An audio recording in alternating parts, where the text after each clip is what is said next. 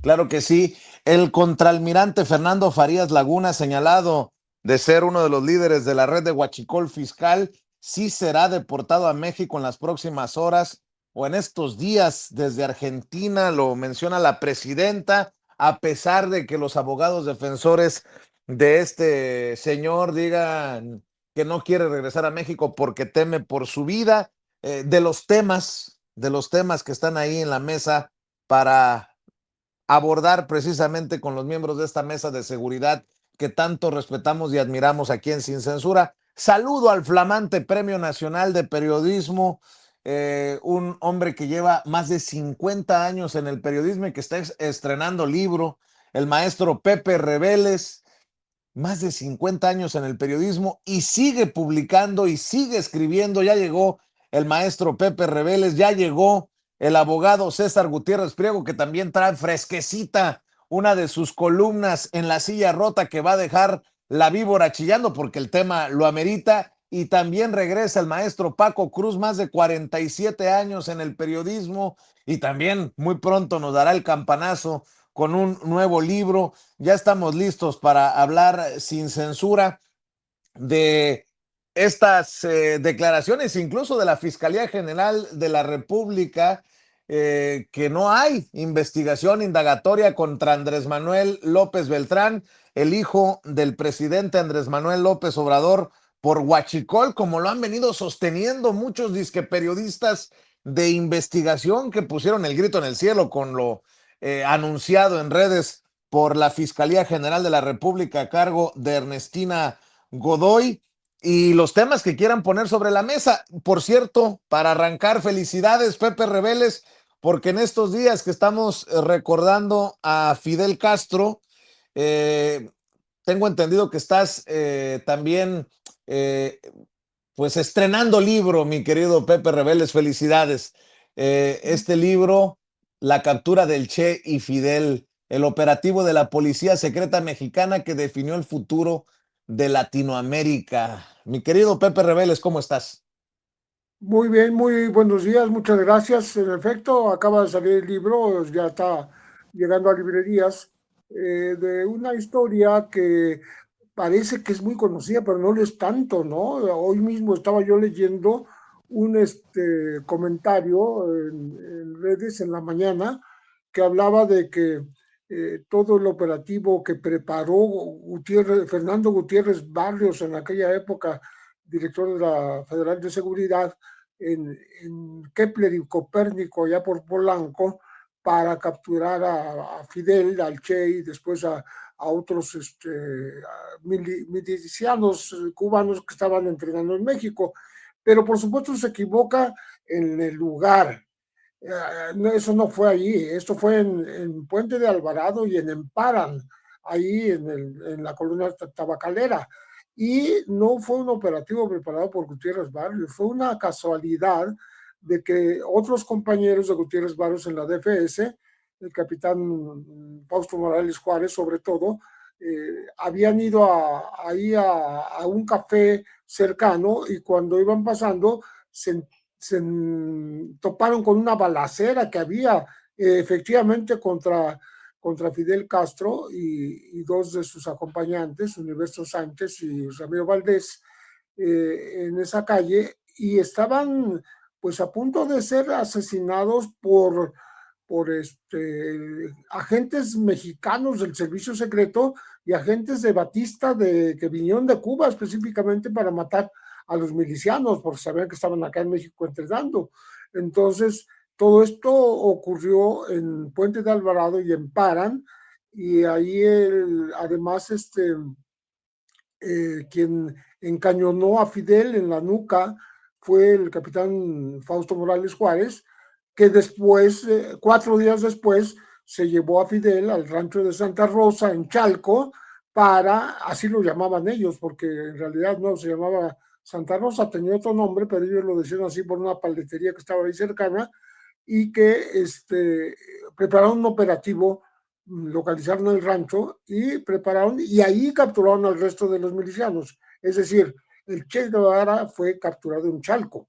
Entonces, Todo esto ocurría cuando Fidel tenía 29 años, el Che andaba un poco más de 28, casi se llevan 2 años de diferencia, y pues cambió la historia, porque si no es por la llegada casual de los agentes de la DFS, podían haber sido asesinados Fidel y Universo y el otro Ramiro Valdés, ahí en la colonia tabacalera. Pero la captura que hizo la DFS en aquella época, muy poco conocida, porque era una agencia que fundó el presidente alemán en 1947, tenía 8 años de haber sido formada, al servicio del presidente de la República, era nuestra especie del FBI mexicano, ¿no? Y esta presencia casual, circunstancial de los agentes, pues permitió salvar la vida de Fidel y de sus acompañantes, que podían haber sido liquidados por la dictadura batistiana, ayudada sí por el Servicio Secreto Mexicano, que estaba corrupto, porque le dieron $10,000 para colaborar en esta captura. Pero bueno, todo esto viene conversado en el libro, platicado, que creo que puede ser interesante para quienes no conocen bien esta historia, y otros detalles que fueron cambiados con el curso del tiempo, como el hecho mismo de la ida al rancho de Chalco, en donde estaban entrenando el resto de los milicianos.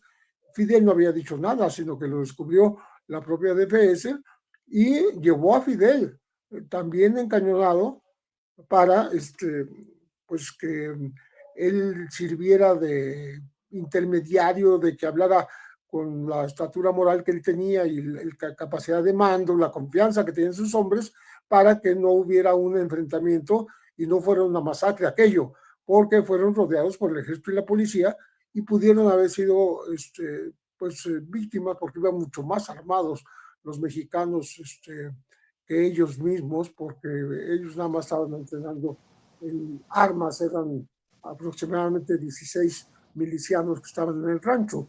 Y bueno, esto ocurrió hasta que Fidel fue obligado a ir a ese lugar y ya tuvo que decir, ok, ya nos descubrieron, va, pero déjenme ir a mí por delante, porque no se trata de gente que quiera nada contra México. Estamos preparándonos para derrocar a la dictadura de Fulgencio Batista, pero no tenemos nada que ver contra México. Entonces, no hay necesidad de un enfrentamiento y tampoco de que muera gente inocente. Y así fue como se desarrolló la aprehensión del Che y otros militantes en el rancho de Santa Rosa. El nuevo libro del maestro Pepe Rebeles se llama La captura del Che y Fidel. La revolución cubana estuvo a punto de morir antes de nacer y ocurrió en México. Seguro estoy que este libro no lo van a recomendar los legisladores republicanos de origen cubano en Washington, y Marco Rubio, por el momento histórico también que se está presenciando, se está atestiguando de lo que ocurre entre Estados Unidos y Cuba. Pero ahí otro de los documentos que nos deja con su libro, otro registro del maestro Pepe Rebeles, así como estaba leyendo la columna del abogado César Gutiérrez Priego por los videos que surgen en los últimos días del Chapo Guzmán. Mi querido César, ¿cómo estás? Muy buenos días. Muy bien, Vicente. Antes que nada, saludo a Paco y a Pepe también. Yo le quisiera preguntar a Pepe, ya que hizo un trabajo, obviamente ya quiero leer el libro. Yo no sabía, o más bien le pregunto, siempre hemos señalado como que Fernando Gutiérrez Barrios le decían capitán, pero resulta que él nunca se graduó del heroico colegio militar, o por lo menos eso es lo que se comenta en el medio militar, pero que sí terminó haciendo una buena amistad con varios de ellos, y por lo mismo varios se fueron a trabajar años después con él, ¿no? Cuando se convierte en director DFS, que como lo decía don Pepe, pues terminó siendo como la CIA mexicana y tenían total impunidad, ¿no? Y eso es una pregunta que siempre me ha llamado la atención porque eso es lo que se comenta en el gremio militar. Pero retomando un poco lo que fue la columna que escribimos el día de hoy, Vicente, hago un análisis de cómo hace 10 años, ya parece mucho tiempo, ¿no? Cuál era incluso lo poco que alcanzamos a escuchar en esos pequeños fragmentos de la detención que se da contra el Chapo Guzmán por elementos de las fuerzas especiales de la Armada de México y los famosos cochils, ¿no? Me llama la atención como él incluso menciona que a él no le conviene la violencia porque no es bueno para el negocio y que 10 años después, si nosotros analizamos lo que ha estado sucediendo con el cártel del Pacífico, que lo conocemos como cártel de Sinaloa, y cómo estas diferentes facciones en las que se ha dividido, pues a lo mejor es el principio del fin de lo que nosotros conocimos como el cártel de Sinaloa y que de ser la organización criminal más poderosa del mundo, muy posiblemente termine siendo pequeños grupos y facciones de poder que puedan tener control regional o tal vez incluso nacional, pero que ya nunca será lo que fue en su momento el cártel de Sinaloa.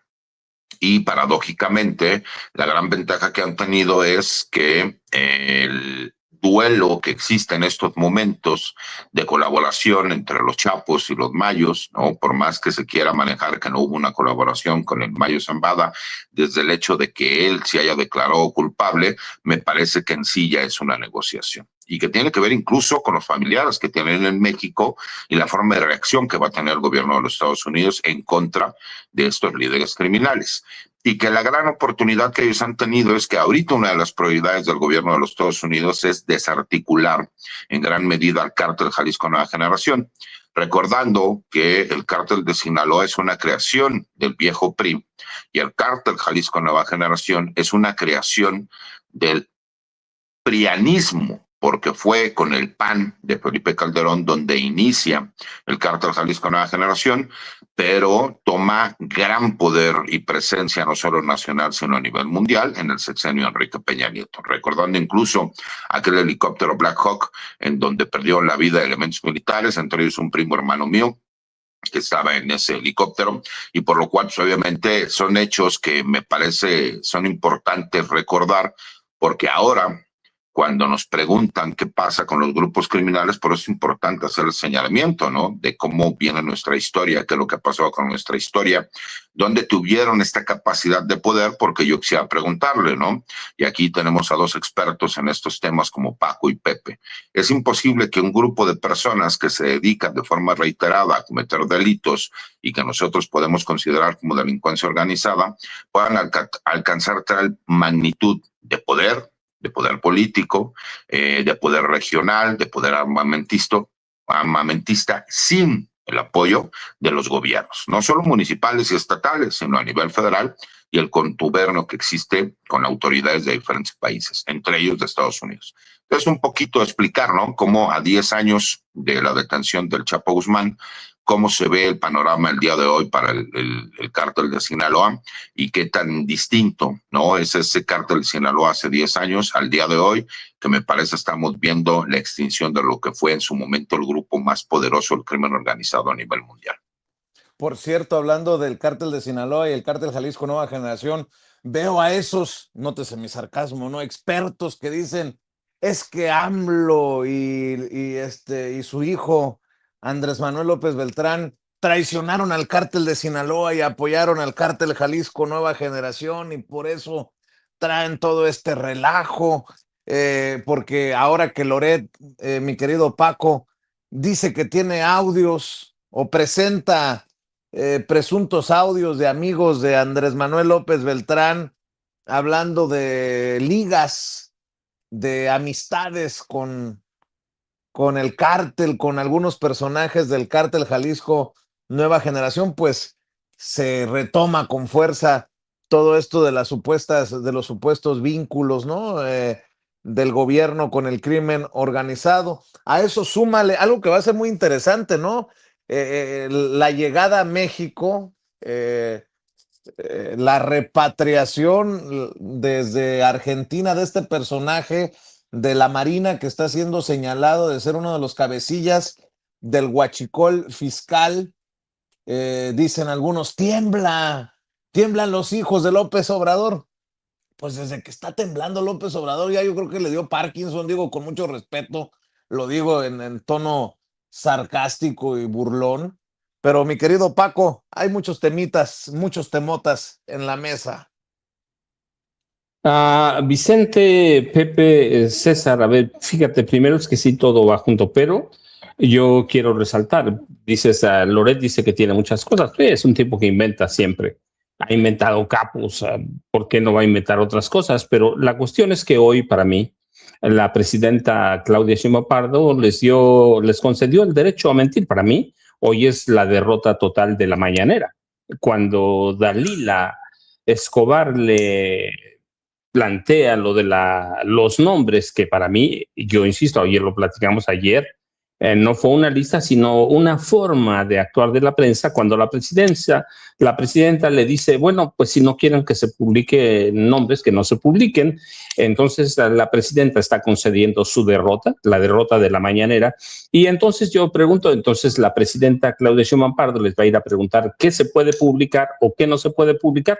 Es peligrosísimo lo que pasó hoy, Vicente, en la mañanera, porque primero lo discutimos, lo platicamos ayer. Luisa María Alcalde de Luján no se preparó para ese trabajo que hizo. Luisa María Alcalde de Luján, en aquella conferencia que dio la semana pasada, explicó bien cómo operaban las redes de amplificación de mensajes contra la 4T. E hizo una demostración muy práctica, muy sencilla, cómo personajes como Joaquín López Dóriga generan contenidos y otros como ellos lo replican. Estuvo muy bien. Pero el problema es que Luisa María Alcalde aceptó una entrevista con Joaquín López Dóriga y no se preparó. No se preparó, pero además, yo te lo dije, dio la impresión de que ella no hizo el trabajo. Lo leyó como autómata. Fue con Joaquín López Dóriga y la aplastó Joaquín López Dóriga, hay que decirlo, porque tiene un colmillo retorcido. La aplastó y Luisa María Alcalde no supo qué decir. Cuando hizo un excelente trabajo, bueno, ahora sé que no lo hizo ella, justamente por eso que pasó con López Dóriga. Así que aquel gran trabajo que presentó lo echó a la basura ella. Pero hoy, para mí, lo grave es hoy, porque la presidenta concede el derecho de la vieja prensa chayotera a decir lo que se le pegue la gana. Dijo textual, ahí está. Bueno, pues si no quieren que se publiquen los nombres, que no se publiquen, espérate. Están mintiendo, están tergiversando, están inventando, están especulando. Yo quiero ver lo que va a pasar después, cuando haya un derecho de réplica, cuando haya que desmentir algo, pues decir, pues alguien dijo. ¿Por qué? Porque al periodista no le gusta que la presidenta diga su nombre o Luisa María Alcalde Luján. Para mí hoy concedieron su derrota y vamos a empezar a ver otro tipo de mañaneras y ya habíamos platicado. Yo insisto, te lo he dicho a ti, lo he dicho en los espacios que yo tengo, hay un grupo de funcionarios que son... que tienen necesidad de que Joaquín López Dóriga los valide. Los nombres los hemos dicho, sí, empezando por Omar García Harfuch, que yo insisto, es un príncipe priista, así que tú veas Marcelo Ebrard Casaubon, te lo he dicho también, Luisa María Alcalde Luján, que le va a dar una entrevista a Joaquín López Dóriga para que los validen como funcionarios. Va Luisa María Alcalde Luján y le dice a Joaquín López Dóriga, pues sí, la regué, discúlpeme usted, señor monstruo, y hoy la presidenta concede la derrota con eso. Así que vamos a empezar a ver otra cosa. Así que cuando me dices, hay otros periodistas, así, como Loret de Mola, que tienen cintas de sus amigos que dicen que dijo, los está validando ya la presidenta, ya los validó en la mañana. Ya no se vale... si mañana Loret de Mola se queja porque la presidenta está diciendo su nombre, va a tener razón. porque hoy la presidenta dijo, bueno, si no quieren que digan sus nombres, no los decimos. Así que para mí es peligroso y lo que digamos, yo te lo decía desde ayer con lo de Luisa María Alcalde Luján, pues ¿qué podemos nosotros decir si ellos los están validando? Si la presidenta hoy dice, bueno, pues si los periodistas, no lo dijo así, yo ya lo reparafraseo, dice, si los periodistas chayoteros no quieren que se digan sus nombres, pues no se van a decir los nombres. Entonces, ¿cómo vamos a saber, me pregunto yo, quién miente, quién tergiversa, quién difunde este ecosistema de noticias falsas? Lo que pasó hoy fue muy peligroso, Vicente, en la mañanera, porque la presidenta prácticamente dobló las manos frente a Dalila Escobar, con una simple pregunta, como la había doblado las manos Luisa María Alcalde Luján frente a Joaquín López Dóriga. Así que hoy decimos, bueno, es que Loret de Mola dice que tiene casetes de unos amigos, pues todo se va a dar por válido y por cierto.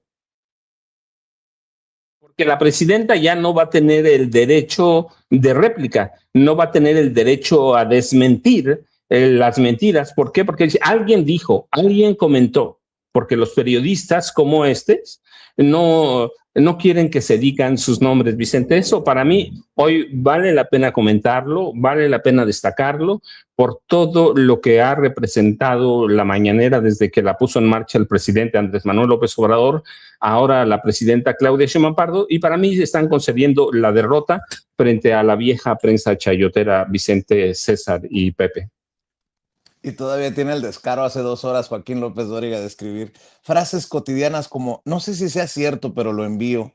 Me lo mandó un conocido, o por si acaso son hoy en día combustible suficiente para mantener viva la desinformación en las plataformas digitales. Híjole, híjole, híjole. Bueno, este caso de Fernando Farías Laguna, que es requerido por el Juzgado de Distrito Especializado en el Sistema Penal Acusatorio del Estado de México por una causa de delincuencia organizada con fines de cometer delitos en materia de hidrocarburos, creo que puede destapar la cloaca, puede ser importante en este caso de Huachicol, tanto que se está hablando ahora de Huachicol por Ernesto Rufo Appel, por el propio Cabeza de Vaca, que ha estado hablando también del tema. Mi querido Pepe Reveles, por donde le quieras entrar, maestro. Bueno, parece que es una acusación relevante, ya formal, contra Fernando Farías Laguna, el contraalmirante, porque se había mencionado mucho tiempo, no solo a él, sino a otros mandos de la Marina, como partícipes del negocio del Huachicol.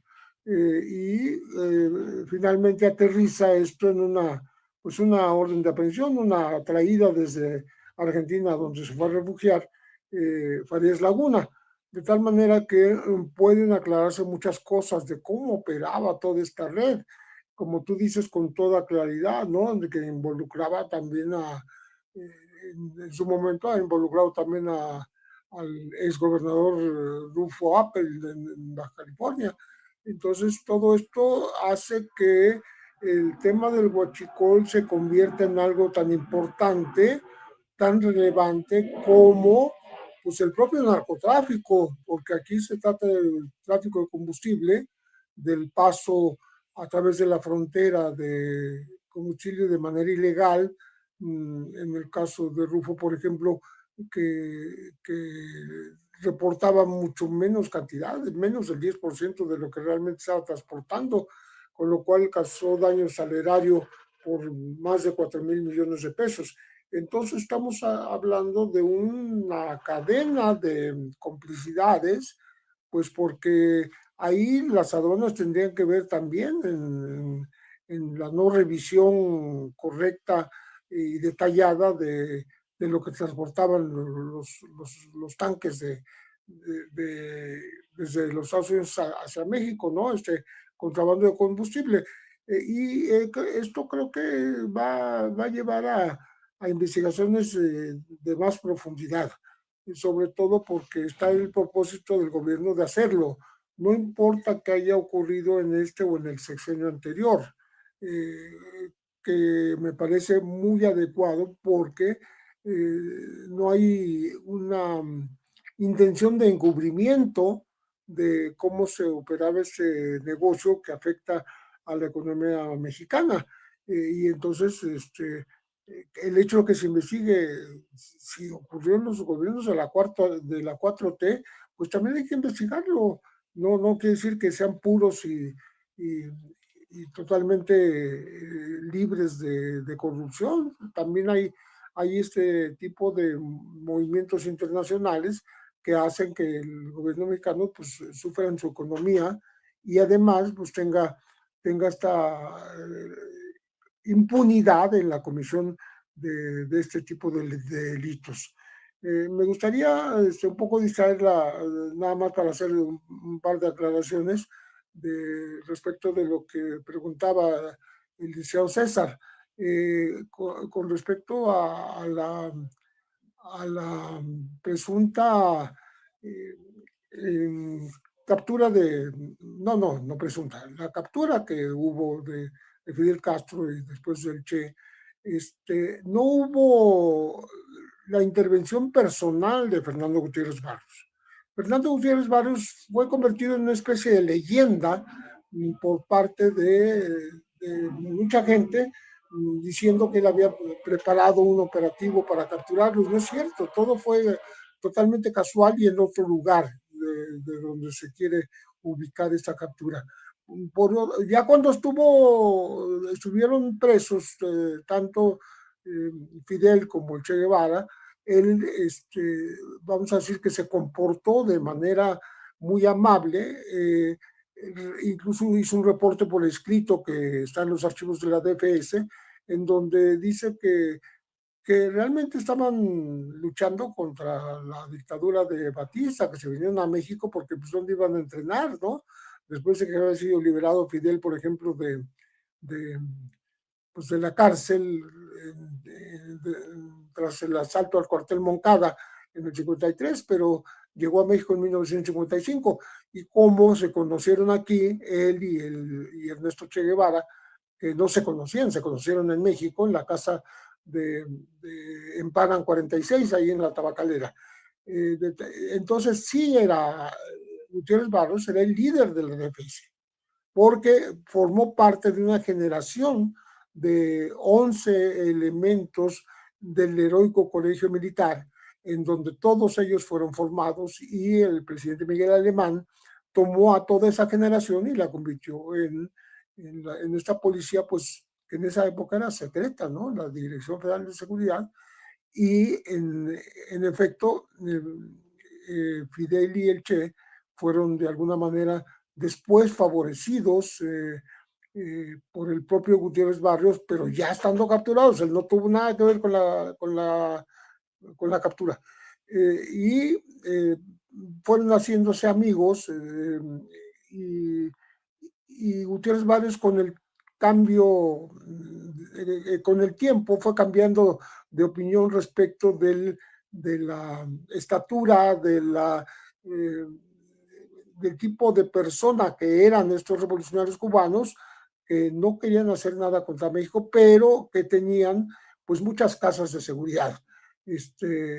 Por supuesto que tenían armas, aunque él disminuye la importancia del arsenal que realmente tenían, porque les surtía todas estas armas, incluso armas largas y con miras telescópicas.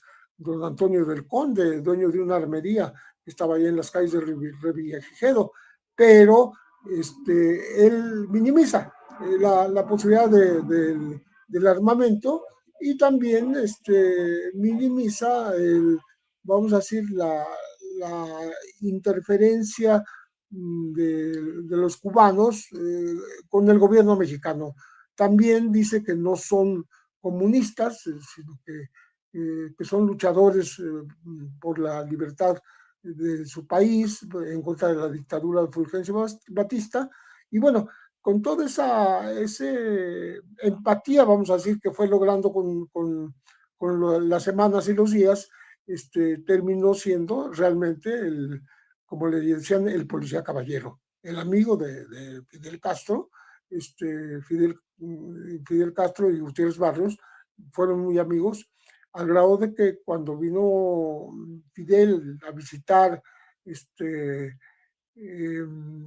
Tuxpan, de donde salió el buque Granma, que los llevó a Cuba para la revolución, pues el propio Fidel ensalzó la figura de Gutiérrez Barrios como representante de su gobierno y que les había dado toda la oportunidad incluso de salir libres hacia el destino que ellos tenían pensado, hacia el combate a la dictadura de Batista.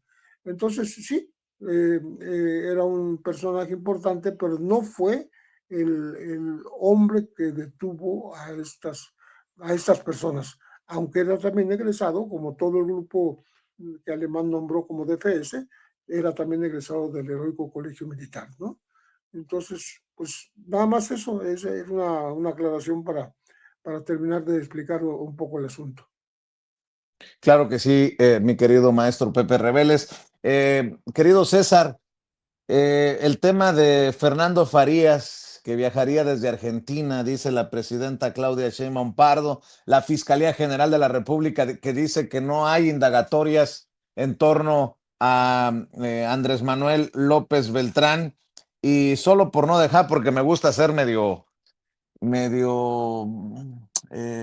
no sé, masoquista, revisando lo que publica, nótese mi sarcasmo, Joaquín López Dóriga, ¿no? Digo, para que la cuña apriete. Dice Joaquín López Dóriga que salió de prisión en Nueva York Gerardo Mérida Sánchez, el general, ex general o general en retiro, el que fuera secretario de seguridad con Rubén Rocha Moya como gobernador en Sinaloa, que sí salió de prisión, pero que sigue bajo custodia y que tiemblan en Palenque y Culiacán, dice Joaquín López Dóriga, porque va que vuela el general Mérida a convertirse en testigo protegido en Estados Unidos. Ahí te voy dejando unos temas, mi querido César. Mira, fíjate, Vicente, yo creo que le vamos a poner un poquito de sabor. Le agradezco a Paco de haberme querido picar con el comentario de Omar García Harfuch con López Dóriga. El día de hoy no le vamos a dar oportunidad a sus bots para que me tumben la transmisión, por eso lo estamos haciendo desde el celular. Pero ya hablando en serio, mira, yo sigo pensando, porque yo tengo un cliente en Argentina que está siendo requerido por el gobierno de México y existen mecanismos, ya que yo tengo de forma directa un convenio con ciertos abogados, un despacho de abogados en Argentina, en donde legalmente tú tienes la oportunidad de interponer lo que en México es un juicio de amparo en Argentina, y hasta que no se resolviera podría ser extraditado, en este caso el contraalmirante Farías Laguna. Pero me llama la atención el hecho porque significa que muy posiblemente él aceptó que se pudiese realizar la extradición a México. Aquí hay una situación que me parece un momento importante, mi querido Vicente. Sí, la Fiscalía General de la República, de acuerdo a la información que han estado dando, tiene conocimiento y hace el señalamiento de que él era el líder de esta red de contrabando de combustibles que conocemos como huachicol fiscal. Ya hay que ser muy claros, ¿no? Me parece que hay un hecho que es importante. Si es cierto que existe esta red de contrabando, que existe como tal, porque sí sabemos que existe una red de contrabando de combustibles que en México le conocemos como huachicol fiscal, en realidad es un problema que atañe única y exclusivamente a México en contubernio con empresas de los Estados Unidos. ¿En dónde es donde se convierte en un delito que es importante para el gobierno de los Estados Unidos? Y me parece que es importante entender esto. Si donde no se pagan los impuestos es en México, pero sí en Estados Unidos, porque si no se pagaran impuestos en los Estados Unidos, pues lo primero que tendrían que hacer sería ir por las empresas de los Estados Unidos que no pagaron impuestos. Esto para que veas cómo se ha utilizado un pretexto de un delito real que ha sucedido en México, como es el contrabando de combustibles, para tener injerencia en las investigaciones que están llevando a cabo.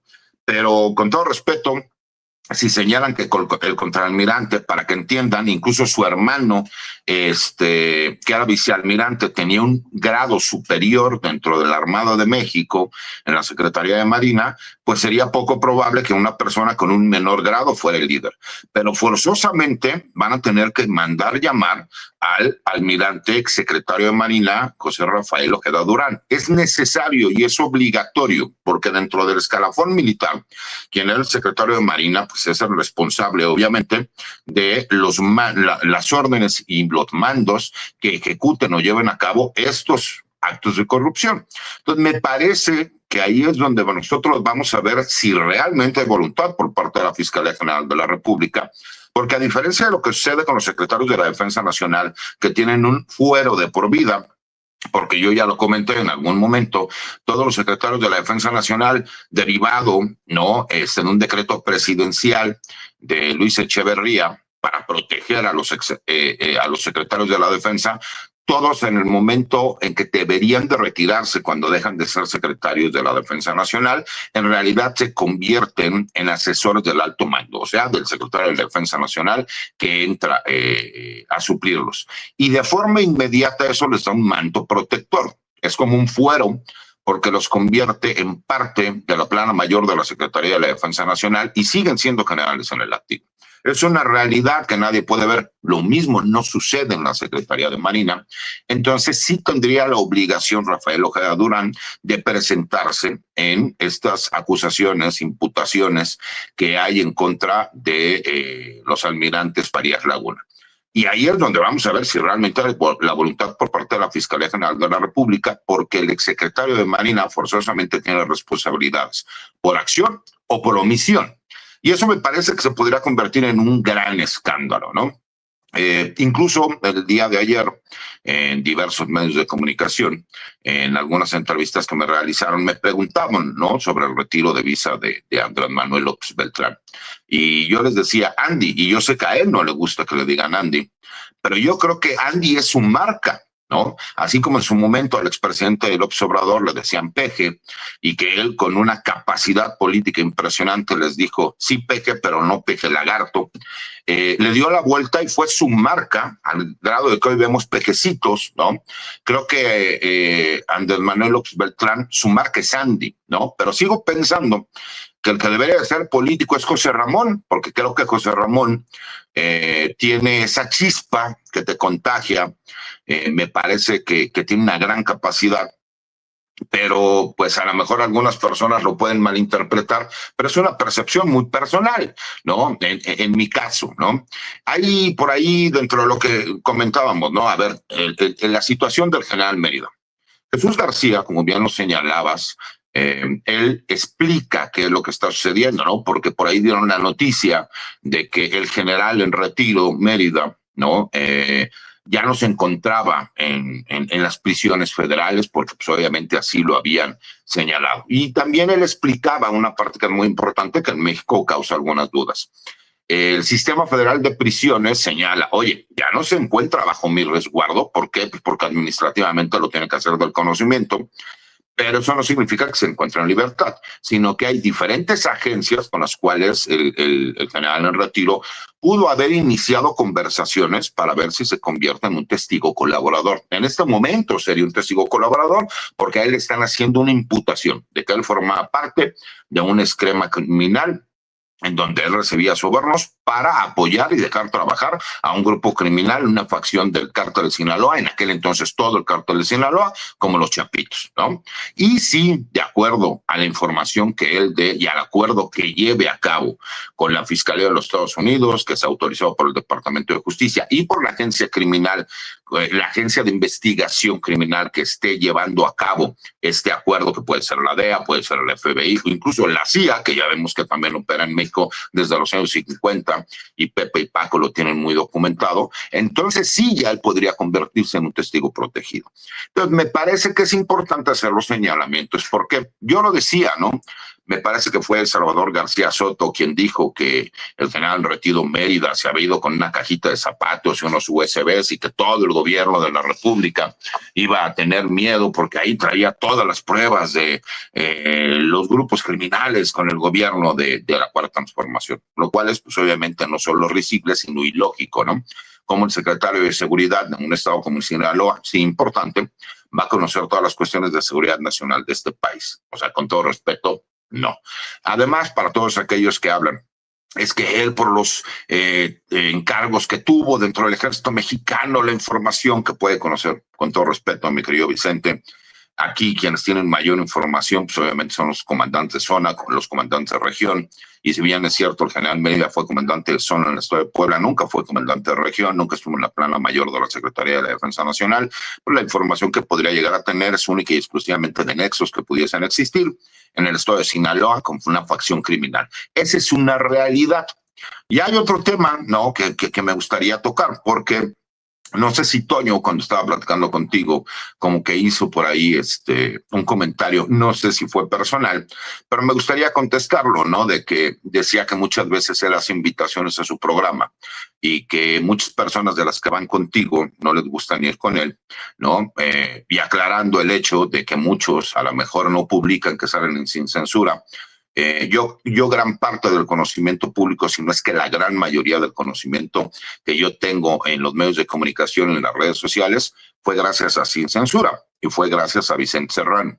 Y yo nunca he negado a Vicente Serrano, que es mi amigo personal, que además es mi cliente y soy su abogado, que por más que es muy mal cliente y no hace caso de las indicaciones que uno les da, jamás lo he negado ni jamás lo voy a negar.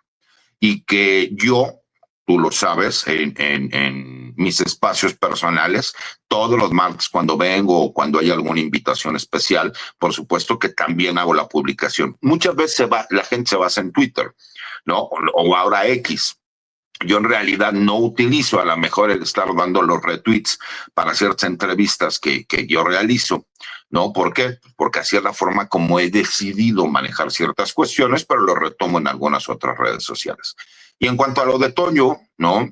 Yo soy amigo personal de Toño. Tú lo sabes y él lo sabe.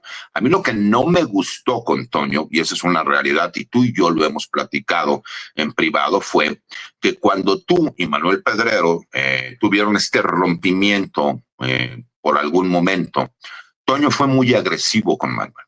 Y así como yo nunca he permitido que hablen mal de ti, ni que hablen mal de Toño, no me gusta que hablen mal de otro amigo mío como Manuel Pedrero. Y por eso es que no he tomado las invitaciones que en algún momento me llegó a hacer Toño. Y segundo, porque Toño me invitaba también cuando yo me encontraba en campaña el año pasado. Y tú mejor que nadie lo sabes, la problemática que yo tuve por las entrevistas que se daban, de las cuales todavía hace como 20 días tuve que contestar requerimientos que me hizo el Instituto Nacional Electoral, todavía de la campaña de hace más de un año. Entonces, es nada más en ese sentido, yo no tengo ningún problema. Toño es mi amigo, sabe el cariño que yo tengo con su familia, pero no me gustaron las formas. Así como no me gusta que hablen mal de mis amigos y que de broma lo digo con Paco, ¿no? Porque yo soy amigo personal de Omar García Harfuch, con todo y que tengo más de 6 meses que ni siquiera un mensaje nos mandamos. El último creo que fue en febrero, cuando es su cumpleaños. Eso no quita que yo jamás voy a negar ni a mis amigos ni de dónde vengo. Y para mí es un orgullo formar parte de la familia Sin Censura, sin importar lo que puedan pensar los demás. Soy un hombre de izquierda. Toda mi vida voy a seguir siendo un hombre de izquierda. Que yo no tenga aspiraciones de carácter político es distinto a no apoyar a lo que es el Movimiento de Regeneración Nacional. Y que yo puedo dar mi punto de vista y puedo criticar lo que yo considero pertinente. Pero bueno, eso es un poquito lo que tenía ganas de decir, mi querido Vicente, y pues obviamente saludos a Paco y a Pepe. Comió gallo. El abogado César Gutiérrez Priego. Dice Toño que no se refería a ti, que le puso nombre y apellido Jesús García, que no es nada. Oye, Paco, por favor, no le vayas a contestar a César porque se va a armar la rebambaramba. No, fíjate, no, voy a abonar en favor de César, porque siempre es muy abierto. Bueno. No, César y yo discutimos, argumentamos, pero siempre lo hacemos con respeto, va. Tenemos, en muchas cosas vamos a coincidir siempre, pero hay cosas en las que no coincidimos, pero siempre ha sido con respeto, va. El respeto. Lo otro, es meramente anecdotario, pero César es un tipo muy respetuoso, siempre lo ha sido, va. Lo ha dicho César siempre, a mis amigos los voy a defender siempre y ha sido muy congruente con eso. Entonces yo siempre voy a respetar eso, pero en el caso conmigo digo, no, es que siempre hemos sostenido discusiones, charlas, todo lo que sea, pero argumentando y siempre que de pronto se pueden calentar un poco las cosas, pero la verdad es que primero son mínimas, pero segundo, entendemos el respeto de cada quien por lo que pasa. Cada uno tiene su forma de pensar, de preparación, para que la gente sepa. Todo es con respeto, va.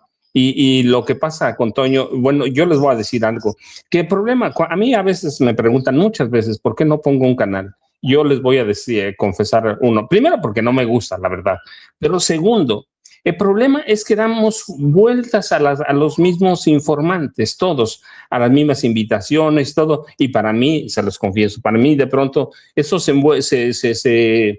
algo muy raro, sí, es algo muy raro, entonces pero entiendo mucho lo que dice César y abono eso. Y luego otro, fíjense, quiero a propósito, sí. Oye, Paco, antes de que digas una cosa, y el más cuerdo de todos, Pepe Rebeles, que ni cuentas en redes sociales tiene, dice, ¿de qué estarán hablando? Que no sé de qué me hablan, él no se mete ni en X, ni en Facebook, ni en nada que se le parezca.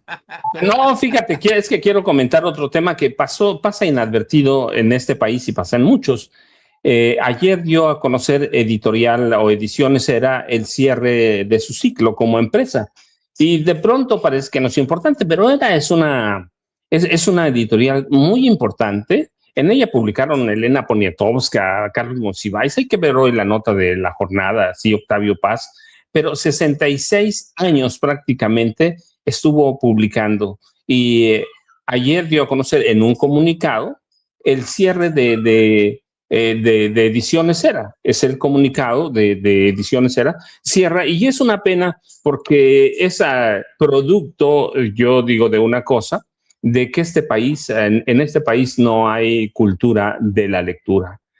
Así que la editorial agradeció ayer en esta carta la preferencia que tuvieron con ella, pero para mí es triste que una editorial como era desaparezca en un país al que si algo le urge es la lectura Vicente, Pepe y César. Y yo hoy me quedo con esa noticia de sabor amargo, triste, porque muchas veces escuchamos muchas cosas, pero nunca leemos. Y lo digo con respeto para todo mundo.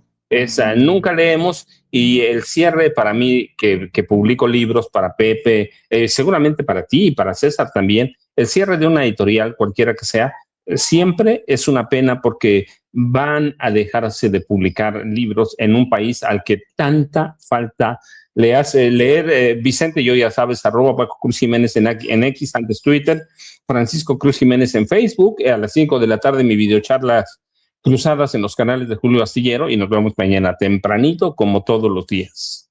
Bueno, antes de que te vayas, Paco, y antes de que nos dé también sus redes sociales, el querido César, esto es importante. A lo mejor no sale del mismo presupuesto, pero yo he sido crítico de por qué se le da publicidad oficial a tal o cual medio. En el caso de Radio Fórmula, que es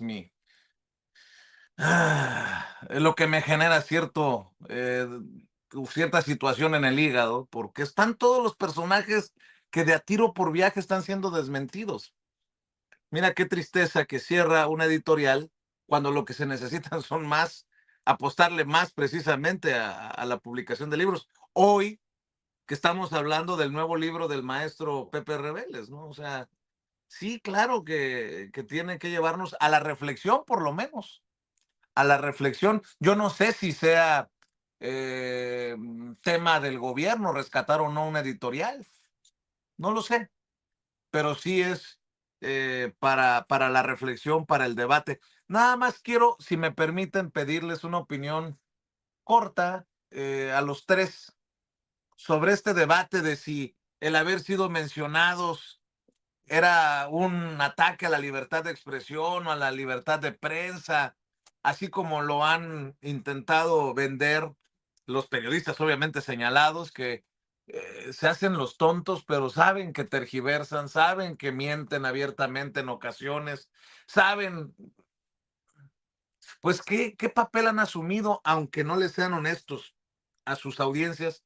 Tenemos la oportunidad de tener en esta mesa a hombres que tienen mucho tiempo en los medios de comunicación y yo quisiera escuchar sus comentarios antes que nos despidamos. Por cierto, ya está en Amazon tu libro, ¿no, Pepe? Porque alguien en el chat decía, yo ya conseguí el libro de Pepe Rebeles por Amazon para que lo busque usted también, o me dices si va a estar en Amazon o en qué librerías cuando lo tengas claro. Pepe Rebeles, una historia inédita, la captura del Che y Fidel, el operativo de la Policía Secreta Mexicana que definió el futuro de Latinoamérica. Sobre lo que planteo para cerrar una reflexión, un breve comentario, Pepe. Bueno, lo primero que decías tú, yo creo que se vale ser crítico. Es más, yo creo que hay la obligación de ser crítico, pero una crítica constructiva, que no se convierta en un ataque sin ton ni son, y que además lleve el contenido de noticias falsas. O sea, que se difundan cosas que no son verdaderas y sobre esa base de falsedad se estén inventando una postura opositora o crítica del actual gobierno y de Claudia Sheinbaum y también del gobierno de Andrés Manuel López Obrador. Entonces, esto está ocurriendo con mucha frecuencia en nuestro país y cada vez más hay una especie de confrontación de algunos analistas, algunos medios con el gobierno porque no quieren dejar de criticarlo, repito, sin bases, sin argumentos válidos, sin un criterio claro de lo que están diciendo. Y digo que se vale, por supuesto, criticar. Yo creo que todos debemos tener esa capacidad de hacer críticas, incluso de gobiernos de los cuales seríamos, pues, por lo menos simpatizantes para que se corrijan, pero no convertir esto en un ataque político sin ton ni son que busca exactamente denigrar, menospreciar todo el trabajo de los dos últimos gobiernos de la Cuarta Transformación. Entonces, creo que es muy importante que haya, digamos, sustento en todas las opiniones.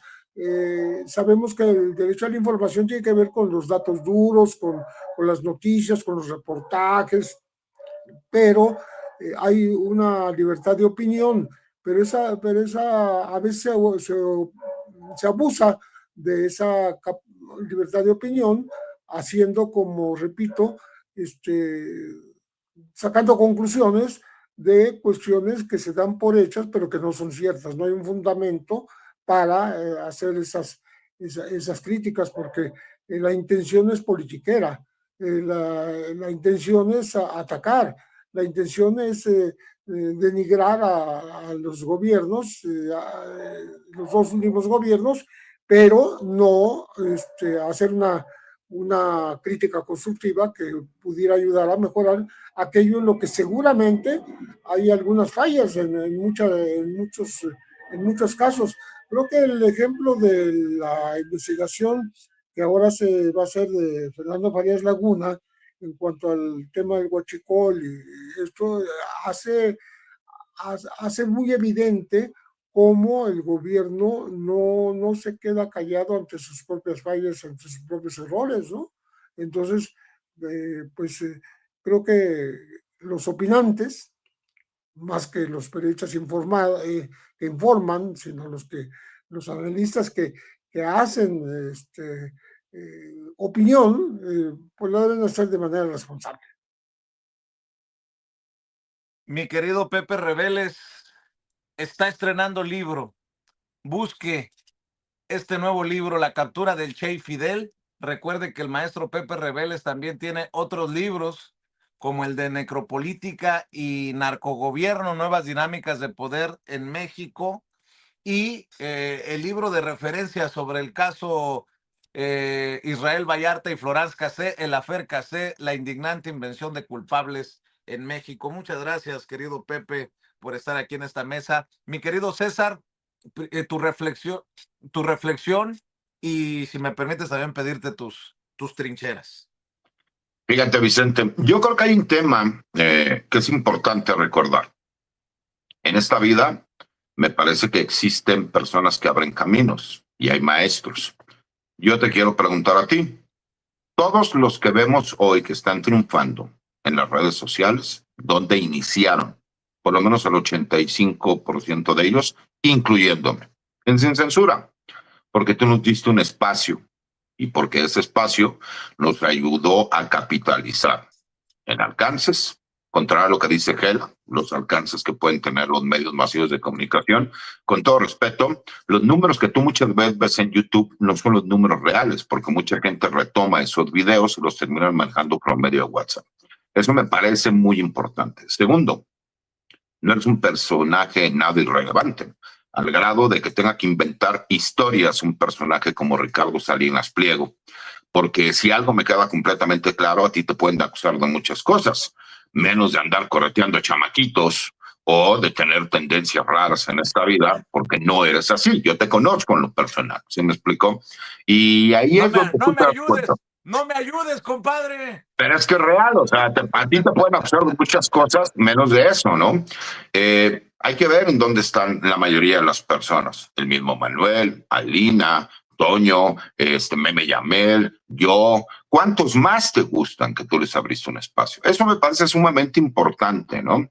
Creo que hay que ser también claros. Fíjate cómo hoy vemos a un personaje como Alejandro Moreno o a Francisco Javier García Cabeza de Vaca señalar persecución política, cuando en realidad ellos deberían haber sido presentados ante jueces, uno del fuero federal y otro del fuero común, por delitos que se les han imputado desde hace muchos años. Y que a lo mejor por ser tan permisivos en el gobierno federal y en la Fiscalía General de la República, en el Congreso, el día de hoy vemos a estos personajes que quieren salir a manejar una narrativa de que el narcoimperio quiere ir en contra de estos pobrecitos políticos ciudadanos, cuando la realidad es que son personajes que están siendo acusados por crimen organizado y asociación delictuosa. Esa es una realidad. Me parece que han equivocado el camino en varios aspectos y me parece que llegan a la comodidad, ¿no?, de pensar como gobierno corporativo. Porque ¿cuál fue la gran ventaja que tuvo el Movimiento de Regeneración Nacional? Entendió que una cosa era amplificar el mensaje, pero otra cosa es dar el mensaje a quien tenía que llegar. Si tú lo que quieres amplificar el mensaje es yendo con estos personajes de siempre, que mienten, tergiversan, crean narrativas y que lo hacen por un interés político o económico, pues entonces está bien. El problema es que si tú quieres llegar realmente con el mensaje, al mensaje que a ti te importa, de tu gente, de la que te siga, pues entonces tienes que hacerlo por medio de los medios que te dieron esa capacidad y esa apertura a nivel nacional e internacional. Nadie puede negar que tu programa Sin Censura, y en específico Vicente Serrano, que yo te lo he dicho siempre, el problema de Sin Censura es que muchos somos de la familia Sin Censura, pero Sin Censura, sin Vicente Serrano, no es Sin Censura. Tú, estando en Sin Censura todos los días, la amplificación que tú le das es impresionante. Y eso me parece que es muy importante. Y también, ¿no?, hay que entender, y la gente también tiene que entender, nosotros podemos ser críticos. Yo, ¿por qué no puedo ser crítico, no? Yo puedo ser crítico de la parte que a mí me ha correspondido, la parte que a mí me ha tocado. Yo he sido muy prudente en ciertos temas. Por ejemplo, no he querido hablar de la Suprema Corte de Justicia porque como fui candidato y tuve posibilidades de haber entrado como ministro de la Corte, he sido muy prudente. Pero cuando me preguntan mi opinión, por supuesto que la voy a dar. ¿Por qué? Pues porque me dio esa oportunidad de participar y a lo mejor por eso no llegué, porque yo hubiera sido completamente distinto, porque estoy harto de la corrupción que se da, el que no exista justicia y se siga aplicando la legalidad, porque la justicia y la legalidad son temas que me parecen muy importantes, mi querido amigo, y siempre va a ser mi amigo.